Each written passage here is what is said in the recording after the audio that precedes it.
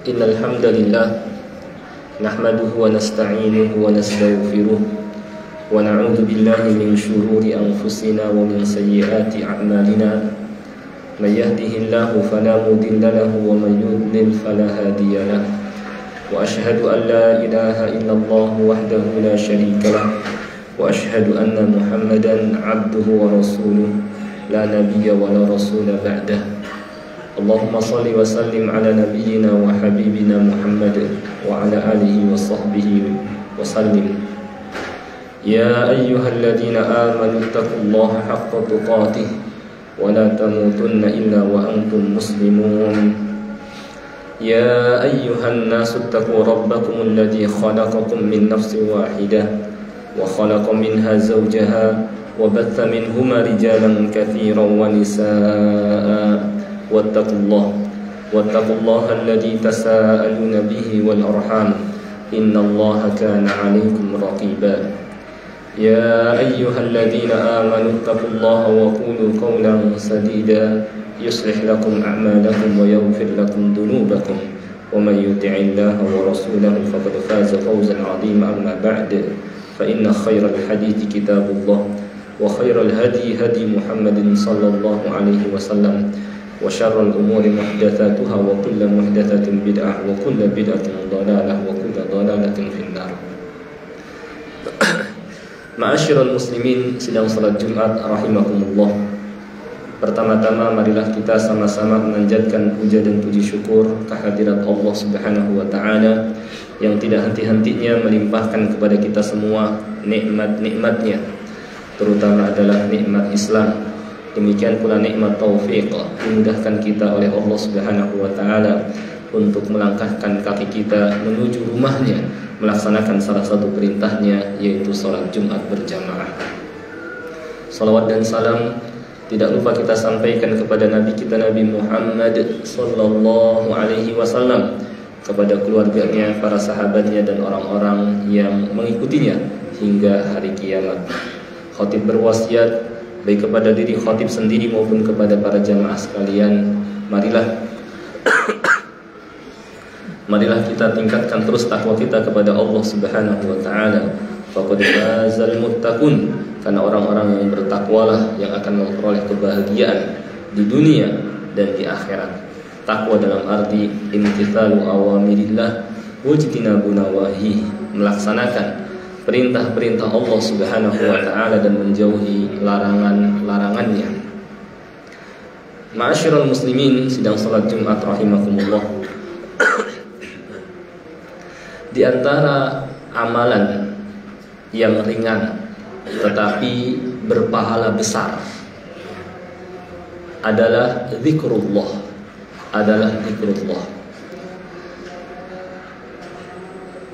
Kita mengetahui bahwa sebagaimana firman Allah Ta'ala, فَأَمَّا مَنْ ثَقُلَتْ مَوَازِينُهُ فَهُوَ فِي عِيشَةٍ رَاضِيَةٍ. Adapun orang yang berat timbangan kebaikannya, maka dia berada dalam kehidupan yang memuaskan. فَهُوَ فِي عِيشَةٍ رَاضِيَةٍ. وَأَمَّا مَنْ خَفَّتْ مَوَازِينُهُ, sedangkan orang yang ringan timbangan kebaikannya, فَأُمُّهُ هَاوِيَةٌ, maka tempatnya neraka hawiyah. Kita ingin pada hari kiamat nanti timbangan kebaikan kita lebih berat daripada timbangan keburukan. Karena siapa saja yang timbangan kebaikannya lebih berat daripada timbangan keburukannya, fahuwa fi 'isyatir radiyah, maka dia berada dalam kehidupan yang memuaskan. Dia akan Allah Subhanahu wa taala masukkan ke dalam surganya yang penuh dengan kenikmatan. Dan itu juga bisa diraih dengan zikrullah. Zikrullah adalah amalan yang ringan. Kenapa? Karena tidak membutuhkan gerakan anggota badan yang lain selain lisan, di mana lisan merupakan anggota badan yang paling ringan digerakkan. Yang kalau kita gunakan buat kebaikan dapat menghasilkan pahala yang besar. Tetapi banyak juga kalau kita salah dalam menggunakan lisan digunakan buat keburukan, banyak yang malah mencelakakan dirinya.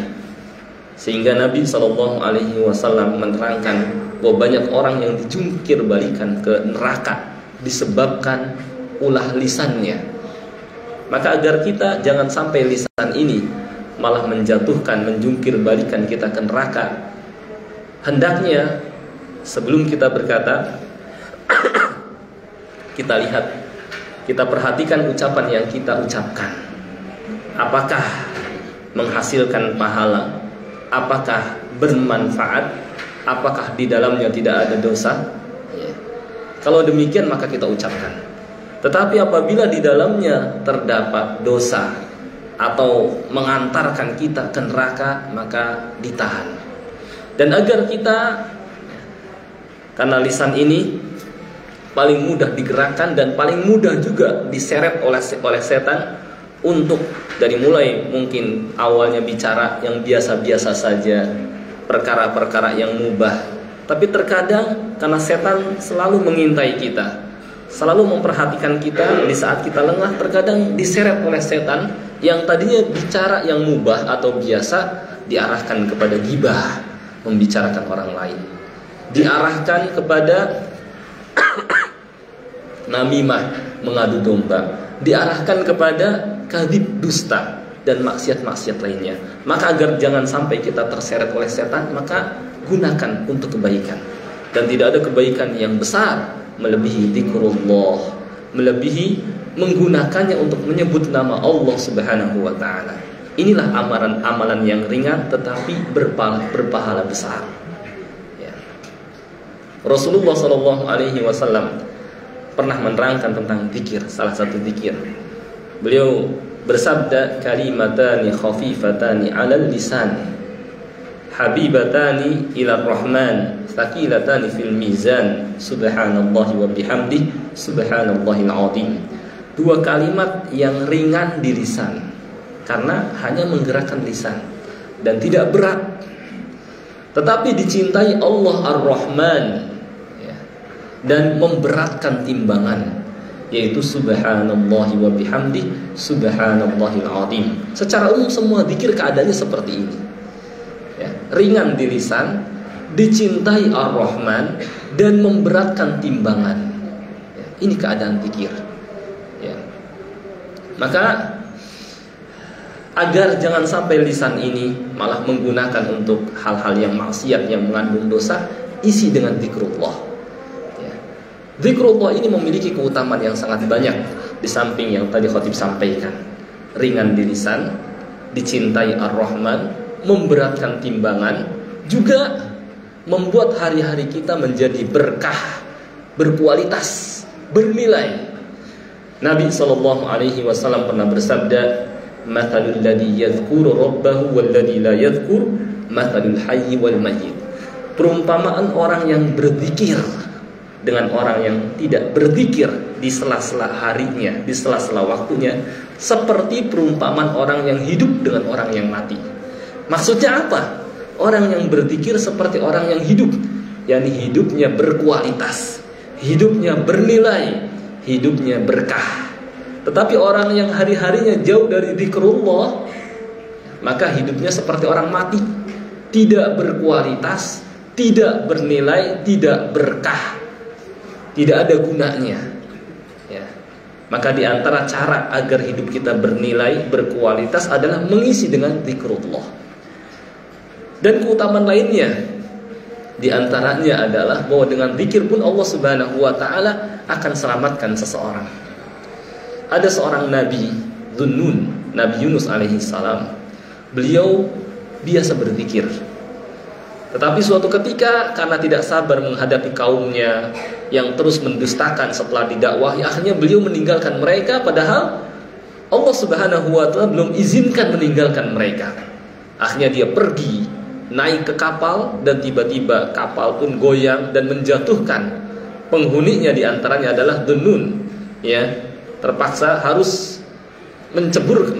jatuh dari kapal tersebut. Dan kemudian Allah Subhanahu wa taala kirimkan ikan besar, ikan paus, yang kemudian menelannya, ya, menelannya sebagai sanksi atau hukuman terhadapnya karena meninggalkan dakwah sebelum Allah Subhanahu wa taala mengizinkan. Ya. Kata Allah Subhanahu wa taala, "Falaula annahu kana minal musabbihin." Kalau bukan karena Yunus sebelumnya biasa bertasbih, sebelumnya biasa berzikir, la labitha fi batnihi ila yaumi yub'atsun.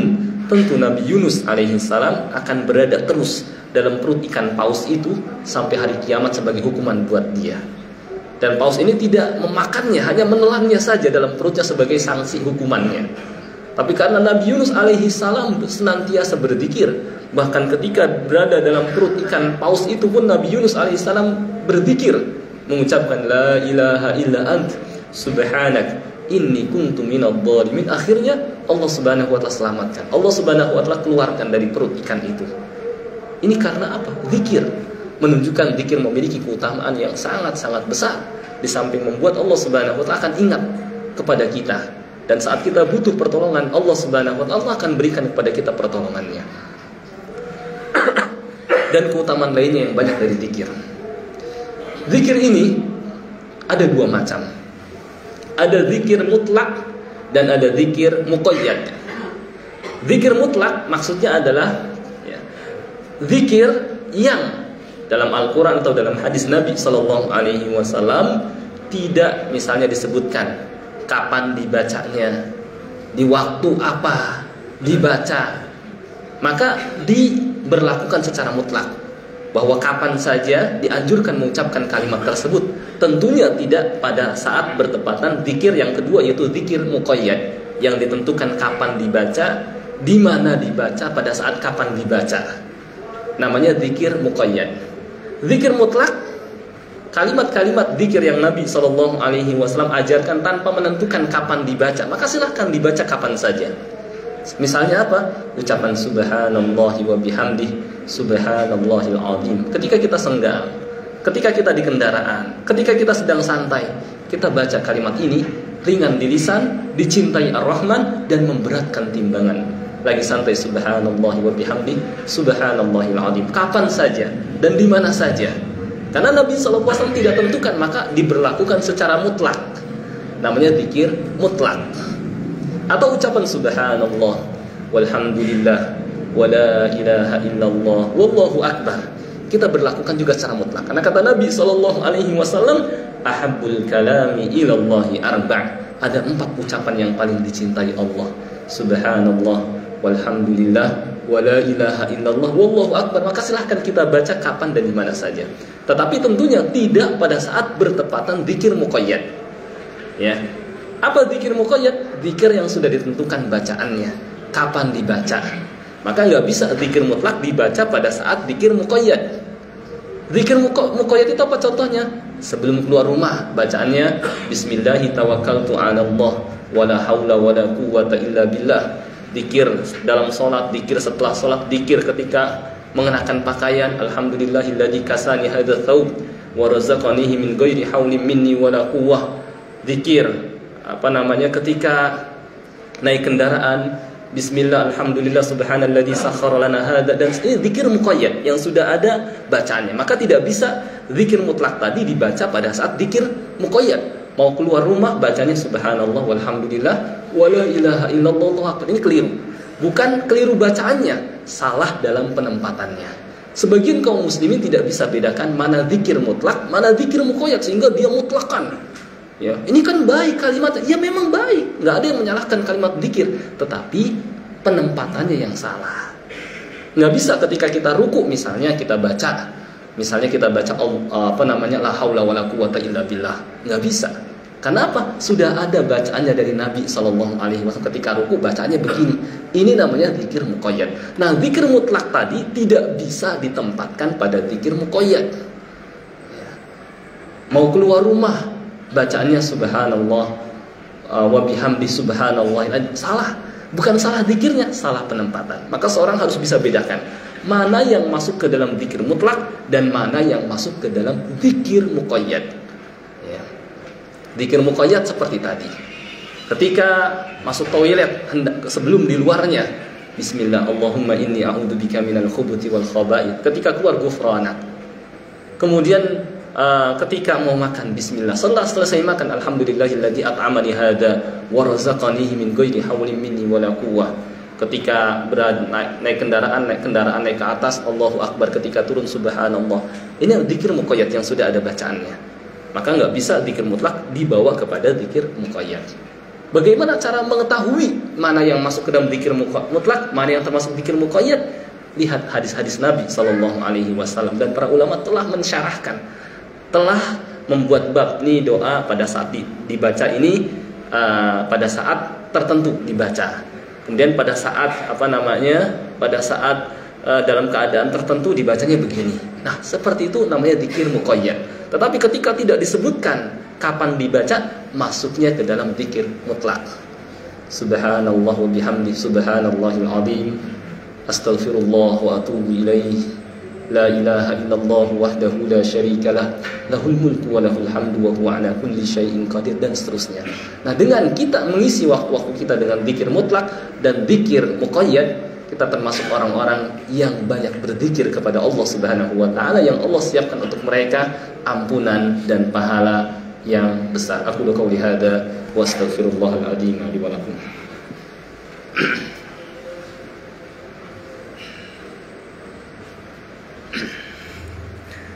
Alhamdulillahi rabbil alamin, wal aqibatu lil muttaqin, wa la udwana illa 'alal zalimin.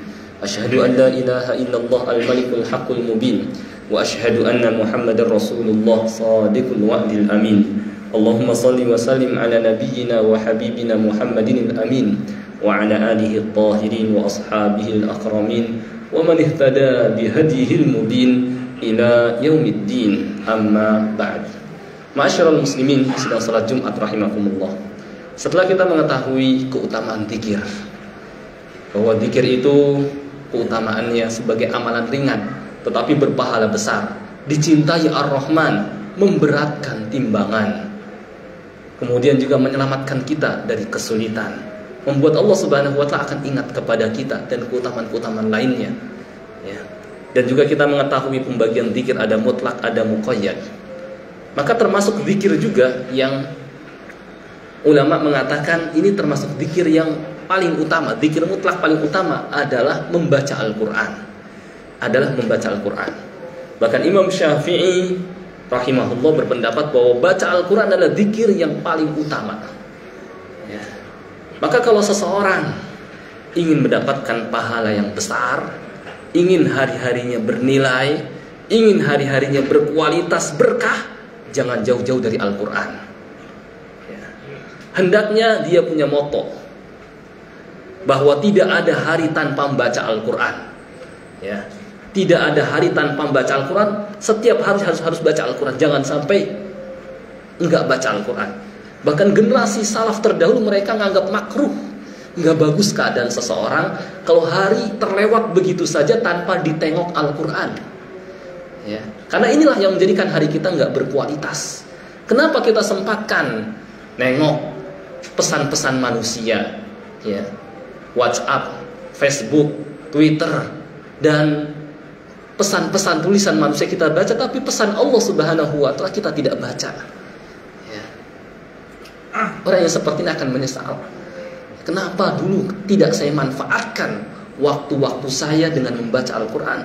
Padahal kalau dia baca Al-Quran, kata Nabi Sallallahu Alaihi Wasallam, man qara'a harfan min kitabillah falahu bihi hasanah, wal hasanatu bi asyri amthaliha, la aqulu alif lam mim harfun walakin alifun harfun wa lamun harfun wa mimun harfun.